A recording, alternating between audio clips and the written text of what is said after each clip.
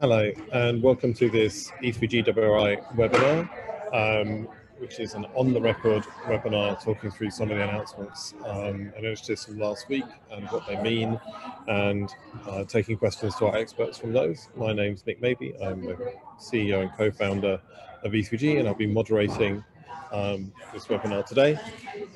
Just to go through the speakers, you have this on the invitation, but we're starting with Chris Littlecott, who's Associate Director, Fossil Transition at E3G, who'll be talking through some of the coal announcements.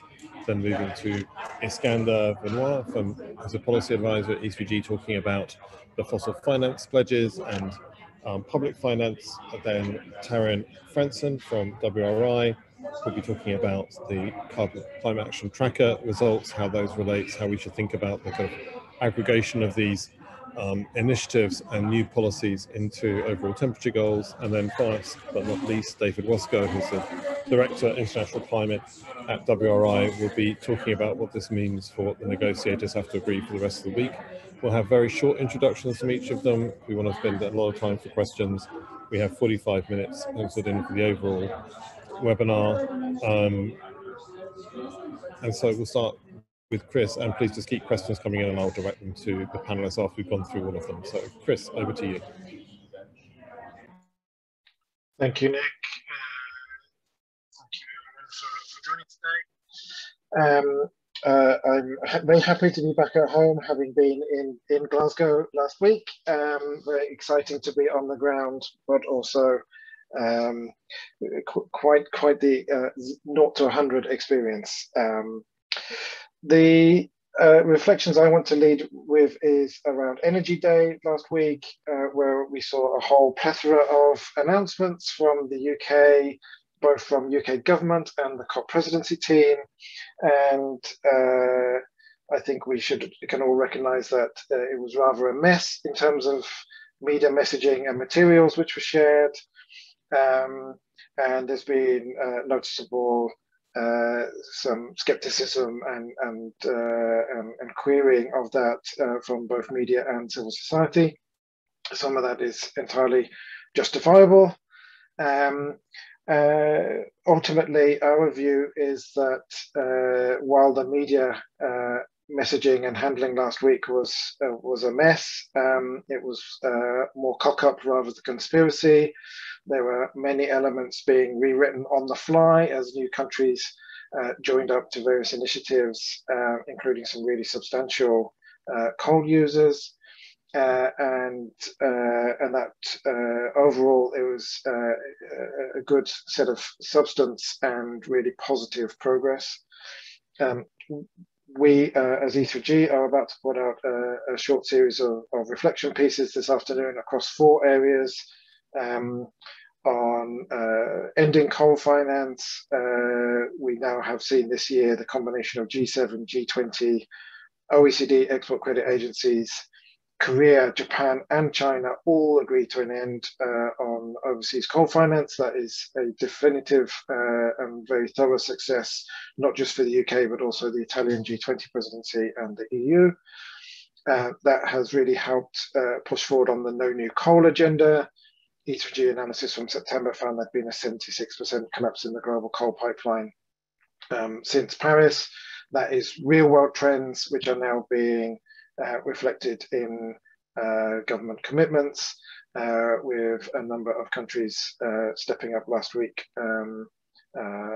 to confirm their commitment to no new coal, including countries like Egypt, which until recently had a very large pipeline with the world's 2nd largest coal power plant proposed. That will now definitively not be going ahead.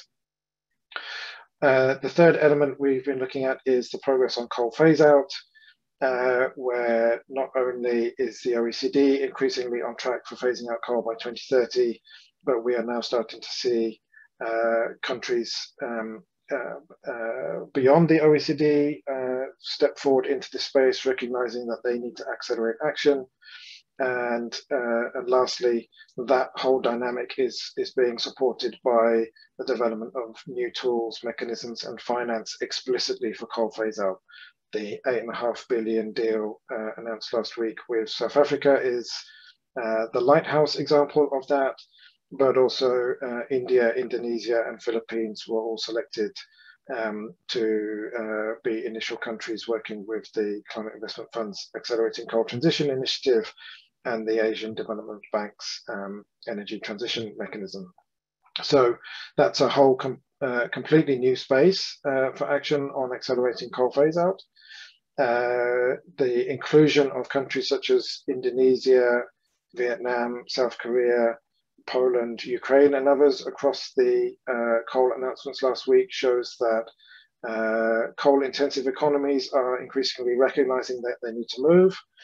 And we see this as a really positive springboard for future action. Overall, the UK has been vindicated in putting coal on the agenda at COP for the first time ever. And now is the time for those global trends to be consolidated as we come out of Glasgow. I'll end there. Great, thanks a lot, Chris, and people do come back on specific questions to Chris later on. Move to Iskander, and Iskander, could you just pick up the comment in the chat about the new $413 million funding for LDCs and whether that counts towards the 100 billion in your comments? Thank you.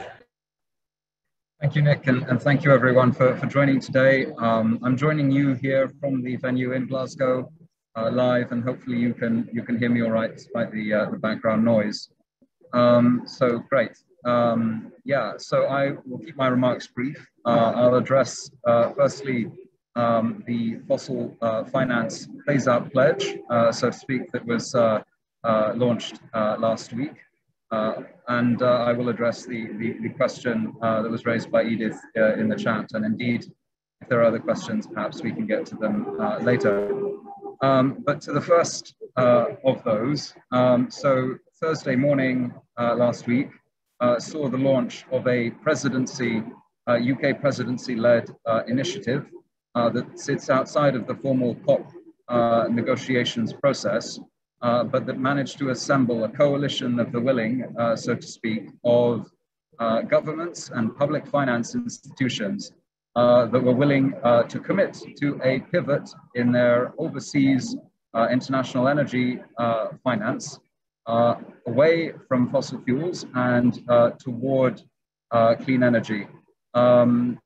This builds on a number of announcements throughout the year from the G7 and others, but it goes further and it goes broader in ways that made it fairly newsworthy. It commits to a level of stringency that we haven't seen yet before. It commits to a phase out of unabated fossil investments by 2022, so end of next year. And it also brings together a much broader coalition of countries and public finance institutions than has happened to date. So it's particularly noteworthy for bringing together a number of developing countries and developing country public finance institutions that have joined this statement to signal that they are seeking international energy finance that they are the recipients of to pivot from fossil finance to clean energy. And so this statement has been a while in the making, and it is quite significant for going above and beyond the conclusive end to international coal finance that my colleague Chris alluded to earlier. This represents the beginning of the end of international fossil finance, but the statement, which is available online, is noteworthy because it does not contain as wide a number of countries behind it. And so, looking forward to the future, I think particular attention will be given to who's not on that signatory list and who can yet join. The sort of forcing power of this statement, I think, is useful in getting a number of countries to up their ambition by signing on. And even after the original release on Thursday, we've had subsequent to that a number of other countries sign on to it, including the Netherlands. And as of just about 25 minutes ago, Germany officially join that statement, which is quite significant. And yeah, so with respect to how much finance is covered, I think the expectation is that the signatories here represent as much as 20 billion. I don't know if that, I don't think that includes the addition of Germany from an hour ago, but so what we can expect is that we have 20 billion in fossil finance, which is expected to pivot to clean energy finance for developing countries, and thereby would also contribute to international climate finance, including the 100 billion. And I'll use that as a segue to addressing the question from Edith about the commitment made yesterday, or rather I should say the commitments made yesterday to a number of funds under the UNFCCC, including, so there was a commitment of 413 million to the LDC fund, as well as various other commitments to the adaptation fund as part of yesterday's adaptation and loss and damage day at the COP. So it definitely does contribute towards the 100 billion from developed countries under the Paris Agreement.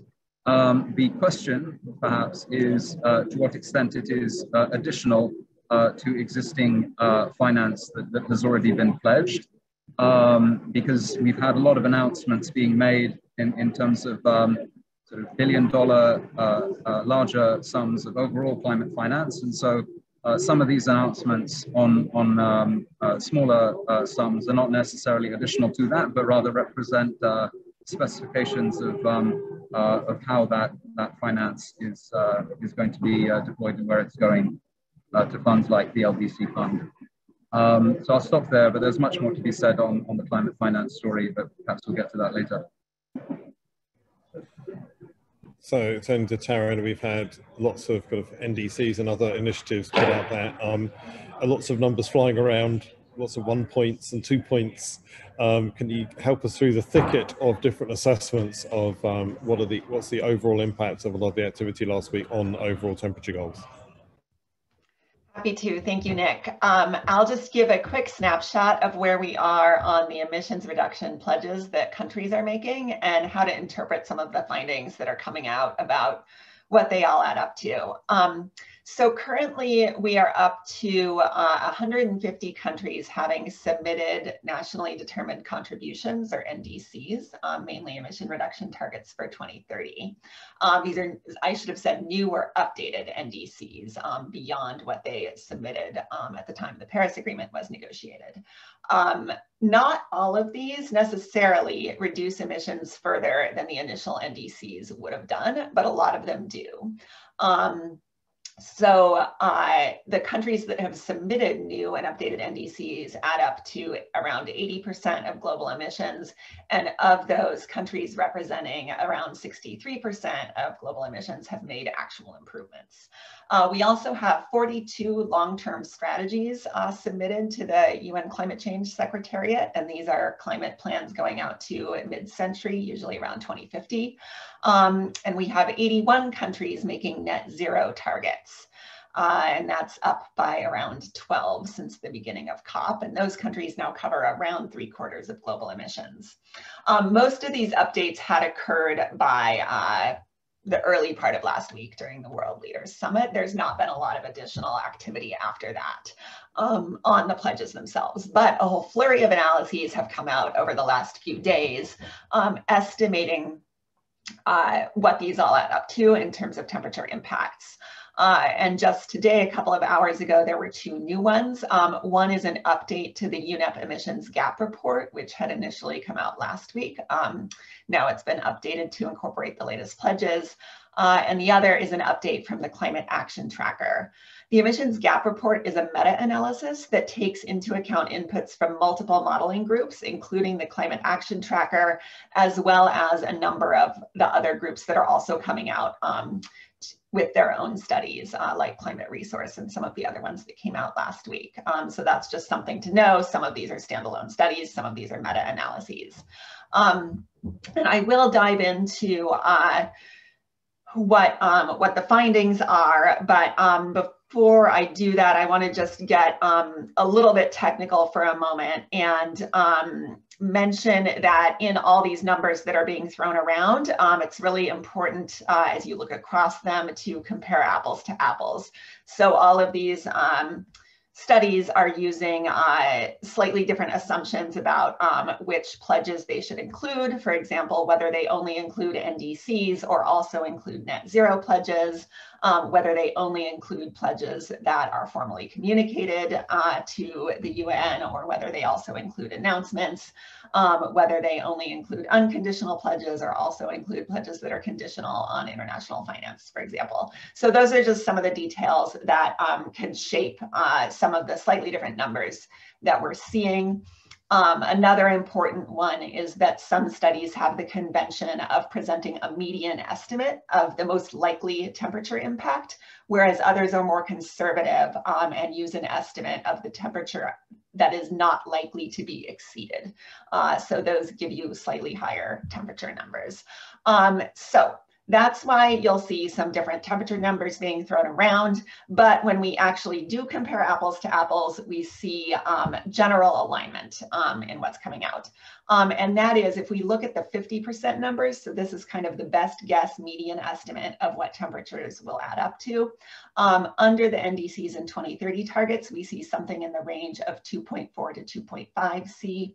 And when we include the net zero targets, we see something in the range of 1.8 to 1.9 C. When we look at more conservative estimates of temperatures that are not likely to be exceeded, we see 2.7 C for the NDCs and something in the range of 2.0 to 2.1 for the net zero targets. So that's where we stand right now. There's not much of an update to those 2030 numbers relative to the figures that were coming out last week. The net zero numbers are looking slightly better when we consider the impact of India's announcement, for example. So the other main thing to note, which I think comes out in the difference between the NDC estimates and the net zero estimates that I just mentioned, is that mid-century net zero targets are pulling a lot of the weight in some of these more optimistic assessments that are showing we can limit warming to below 2 degrees based on current pledges. The NDCs are contributing a relatively modest amount. And the problem with that is that a lot of the countries that have put forward net zero pledges by mid-century haven't yet laid out a credible plan for how they're going to get there. And their 2030 targets aren't yet aligned with the kind of transformative changes that they'll be needing to actually hit those net zero targets.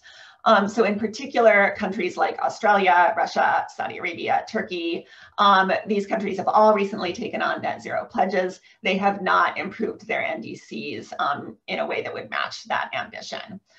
China also has a net zero target. It has made a modest improvement to its NDC, but it hasn't yet clearly laid out how it will get to net zero. So taken all together, there's a lot of reason to be pretty cautious around some of these optimistic long-term impacts of these pledges. And it's important also to keep an eye on 2030 and on the NDCs and look at where those are leading us over the near term. Thank you. And Taryn, just a question for me. So explicitly, these studies have not made any assumptions about the delivery of the methane or the forest pledge. I don't think many of them included the coal ones, perhaps implicitly, but those initiatives aren't kind of folded into these analyses. Yeah, the assessment of the preliminary assessment, or I should say the rationale that was given for not digging into the weeds on some of these global pledges is that there's a potential for a great deal of overlap between those pledges and the NDCs. And it's not necessarily straightforward to untangle what additional impact the global pledges will have. And these studies are really primarily set up to look at national emission reduction targets. I would anticipate that sometime after COP, we'll be seeing more analyses that try to untangle that in more detail. But so far we don't have much on that. The one exception I think is the IEA, which did say that they factored in the global methane pledge to their analysis, which along with net zero targets and NDCs in their analysis would limit warming to 1.8 degrees. And I believe that was at a 50% likelihood. Super, that's very useful. So David, kind of quickly so I can get more questions in. Given where we are now, after a week and a bit, what does that mean the negotiators have to do to keep 1.5 within reach? Yeah, thank you. And I'll be brief. As you heard from Taryn just now, there has been quite significant progress. If we look at net zero pledges, those would in fact get us on track to go below a slight bit below 2 degrees. But when looking at NDCs in particular, we aren't getting that far, and the NDCs right now don't take us where we need to go. Taryn mentioned some of the countries. In some cases, we've seen no enhancement, and others a slight bit of enhancement. Where we really need to see something as an outcome from here is in fact to have clear encouragement or urging of parties to come back within the next couple of years, to revisit their NDCs, those 2030 targets, to in fact get them on track and align them with the 1.5 degree goal. I think that's most critically important, obviously, for those that haven't enhanced at all. That would include, by our estimation, for example, Saudi Arabia, Mexico, Australia, and some others. But it also is critical for those that have enhanced modestly, but not done so in a way that seems to track their net zero commitments. So that would include China, Russia, and some others. And at the moment, the text that was presented on Sunday, the elements for a cover decision, address that first category of actors, the ones who haven't enhanced at all, gave a timeline next year to come back. It didn't adequately, in our view, address that second category of those who have enhanced only incrementally. It didn't provide a time frame and was somewhat fuzzy on what the temperature context was. So that is going to be a critical question. And I see there may be a question in the chat.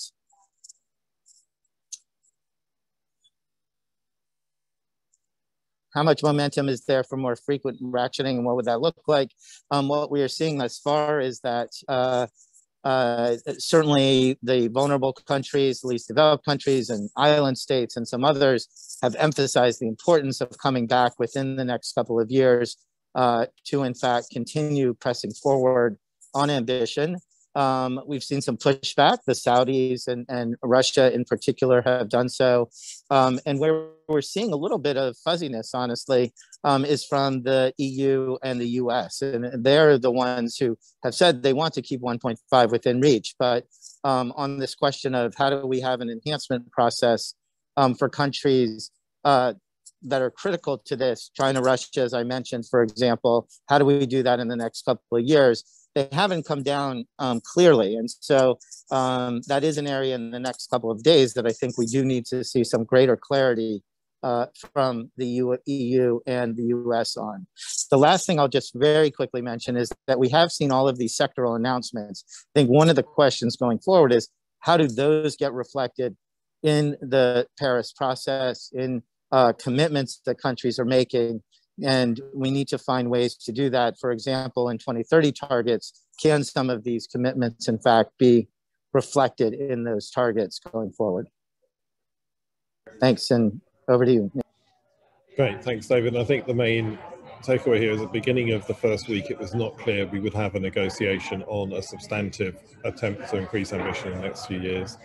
The mandate for that was given by leaders, all leaders. No one objected to it. Of course, people will now be negotiating the substance, but it does mean there is a lot more at stake in terms of ambition in the final text than perhaps people expected going into COP, which is a good thing if we're trying to keep 1.5 alive it shows perhaps how the new type of COP is rather more flexible than the old type of COP. There's an evolution in how these things work. So going to the question from Nikkei, I'll just take the first one about the role of the chair in this. So the UK has interpreted its role as presidency as being the guardian of the Paris Agreement. Part of that is about countries doing more and coming forward with more ambition. So that's why it started a set of diplomatic campaigns, including coal, to try and encourage countries to move forward, leadership groups of countries, which are more about crowding people in, not saying people are bad. And it's done that on forests and on vehicles and on coal. So that's, in a sense, the evolving role of the presidency going forward as we move from negotiating big treaties to delivering on big treaties. And that's one of the innovations I feel of this COP. But Chris, do you want to take the second part of that question? Thanks, Nick. And I think just to complement what you said there, the UK has deliberately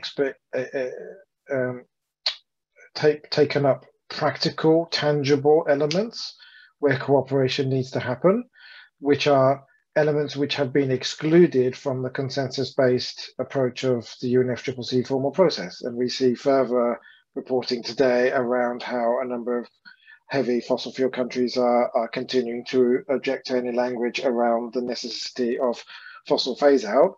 There is a scientific consensus on the need for fossil phase out, but there has not been a political consensus on that, which has held back the ability of the formal UNFCCC process to move. So that's where, as guardians of the Paris Agreement, the UK is pushing on those practical areas. I think it's not out of the blue that the UK has chosen coal. The UK has a track record to stand on in terms of its domestic delivery. And since 2017, the UK and Canada have co-led the Pine Pass Coal Alliance, which is now over 165 members strong across national governments, subnationals, utilities, finance, and others. So that whole agenda has been under development for a number of years. The UK and Italy both reflected that in their G7 and G20 presidencies. When it comes to Japan, I think it's encouraging to see that Japan is starting to step up on a number of elements in and around the coal space. Japan has been the last of the G7 countries to move. Japan is still building new coal power plants and hopefully has no longer has any in the pre-combustion pipeline, but there's some doubt about that. And Japan is now down to the last two projects of overseas coal finance and is under pressure from civil society in both within Japan and in peer countries around Asia to cease those final projects. It is undoubtedly the case that Japan is still lagging behind others, and even last week, South Korea did indicate that it is thinking about coal phase out more specifically than Japan has done. I'm just going to come back to you, and I'm going to go to either to David, perhaps on the next one. But Chris, I mean, two questions. Just what were the announcements you thought were most surprising in terms of major coal pipeline countries with planned coal plants coming into or at Glasgow? And the question we often get is, the US and India haven't signed up. So, does that make the coal pledge meaningless, or what's behind that? Thanks. I'll take those in reverse order. So, China is half of global coal, and then India and US are the second two, respectively, both having around 230 or so gigawatts of operational coal capacity. One thing I think got lost is that the aggregate of coal capacity under the countries which signed up to the UK's led statements on coal last week is over 267 gigawatts. So the aggregate of those countries that is moving is larger than each of the US or India. The US, I think, was potentially the closest that was closest to signing the statement on coal, and is very much has not done so very much due to the continued process on Capitol Hill in terms of domestic legislation. So that's a timing issue more so than a lack of real world progress. The US is undoubtedly moving in the right direction. Trump did not bring back coal. The US is on track for a rapid phase out, and if the Biden administration brings in its zero carbon 2035 goal, it will also be advancing gas exit as well as coal. I think we can also very clearly say that neither India or China were ever going to sign up to a statement now at COP explicitly on coal. Certainly not under a UK presidency. Both have their own internal views on how they want to progress their energy transition. India has picked the positive approach of accelerating its renewables investment, but at a subnational level, states within India are now already thinking about ending new coal, being increasingly prepared to say so, and thinking about phase out, as are some of the major utility companies in India. So that agenda is moving despite the absence of a national level statement to that effect. And then China, as half of global coal use and half of the remaining pipeline, undoubtedly will need to do more in the coming few years. The energy crunch has actually highlighted some of the inefficiencies within their electricity sector between coal pricing, electricity pricing, and carbon policy. And actually a rationalization of those would see China moving much more quickly to ending new coal construction, at the very least going to a no net new coal position, and having to bring forward the acceleration of existing subcritical coal plants. So the trends are helpful underneath, but of course they weren't going to sign a statement this time around. The progress the UK did make with 5 major coal economies is in itself extremely encouraging and creates the diplomatic space where the next set of countries need to move in follow-up. Great. So David, is the hack going to save the summit? I think the hack can lay the ground for making this a successful COP. But there will have to be, I think, intensified action and efforts from some of the key hack members. So the High Ambition Coalition did come out with a statement last week that called on countries to pursue greater ambition in the coming year. It's perhaps a little ambiguous on exactly who that is meant to apply to, but it seemed to be about alignment with the 1.5 degree target. As I mentioned earlier, we have this sort of bifurcated text at the moment, those that didn't enhance at all that need to do so, and then a broader set of parties. And for that broader set of parties, there's no time frame. So I think a key question is some of those countries that signed the hack statement, the US and some European countries, are they going to swing in behind their colleagues, their hack colleagues from vulnerable countries to in fact insist on a time frame that would be broader and that would encompass countries like China and Russia, as well as Australia, Brazil, and some others. So the test of the hack, sorry, just to add, I think the test of the hack is in fact whether they really show that sense of determination as a coalition in the next several days.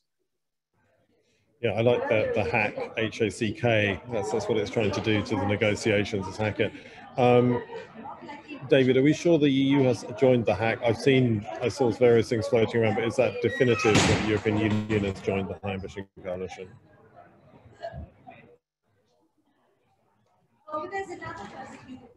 Unmuting. I will want to double check before saying definitively on that. There were some additional signatories yesterday.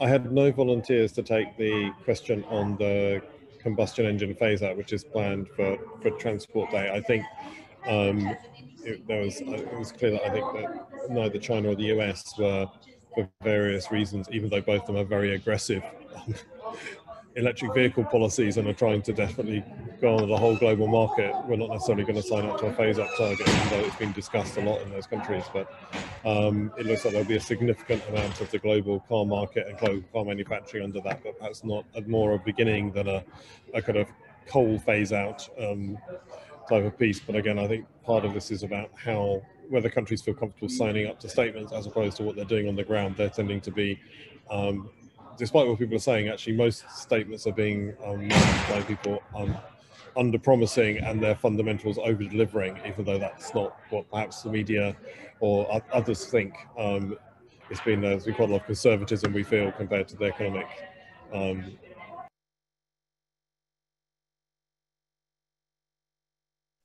Nick, you've gone on mute. which is before we go, if there's no more questions from the audience, I just wanted to ask on the just to explain on the 100 billion, where you think the kind of mood is about its delivery among developing countries, and what is the big question on the public finance side going into the final package, which you feel still needs to be resolved? Yeah, happy to take that. And I'm also able to get back on the earlier question about the EU and the hack. I'm just pasting in the chat the statement by Timmermans to that effect, as published on the Commission website. So with respect to the 100 billion and the provision of international climate finance, I think this is proving a turning point in that debate, not least because as part of the mandated process, we're seeing the beginnings of deliberations on the successor goal to the 100 billion, which is meant to take effect after 2025, and which negotiators basically have 2 to 3 years to prepare. So COP26 is expected to, at the very least, agree a procedural outcome for the pathway to agree that that new goal on climate finance. However, there is a lot of pressure at the same time for it to for COP26 to also result in substantive conclusions.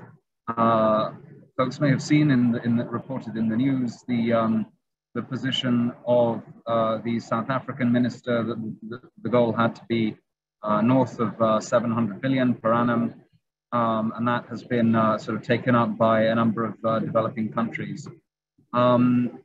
So I think conversations are shifting away from the 100 billion, although that is very much part of the sort of prior context moving into COP, which is coloring perhaps a certain amount of skepticism about delivery, and I think we're moving on now to the ministerial phase of the negotiations.